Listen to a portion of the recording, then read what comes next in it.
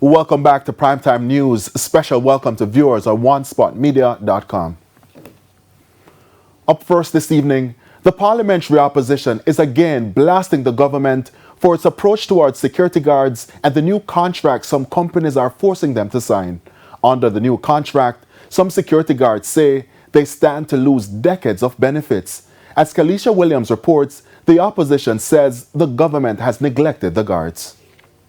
From robbery and vandalism to low wages and unfavorable working conditions, security guards in the island have had their hands full since the start of the year. The opposition is among the latest group of people taking issue with how the workers are being treated. The main concern, the new contract the guards say they have been forced to sign. We believe that it is against the law. We believe, as I've said before, that the companies are not acting in good faith.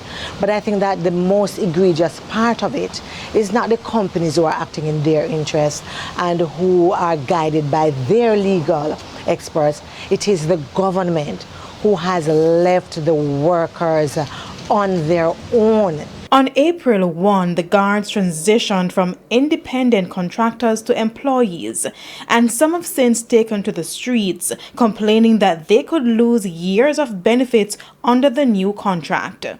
Opposition spokesperson on Labor and Social Security, Dr. Angela Brown-Burke, is questioning the government's response to the issue. The last I heard is that the Minister of Labor has actually rejected or prevented them from coming in and having a conversation with them with an advocate, with someone who is more versed than they are in terms of industrial relations. We don't expect this from the government.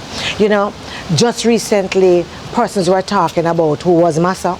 If there was ever something that shows that this is a Massa government we're talking about, it is this approach to the workers. And on top of that, Dr. Brown-Burke pointed out that some security companies with government contracts are paying their workers below the minimum wage. She renewed calls for the government to intervene. And I believe that the government of Jamaica has a responsibility to stand up for the workers and make sure, first of all, that every single company that is providing security services for them is paying the workers what they are supposed to get, and that their contract also is one that is fair. When we contacted the Minister of Labor and Social Security, Carl Samuda, to respond to some of the issues raised, he declined to comment on the matter.